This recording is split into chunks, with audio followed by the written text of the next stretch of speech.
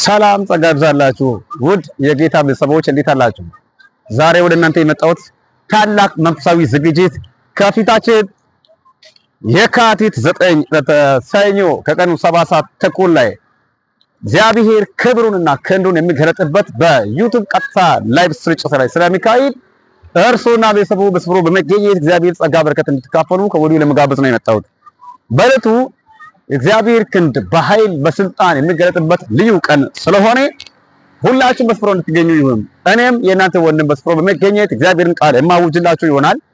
እንዲሁም ደግሞ ዘማሪት ጸጋም በስፍራው በመገኘት እግዚአብሔርን በዜማ ታወድሳለች።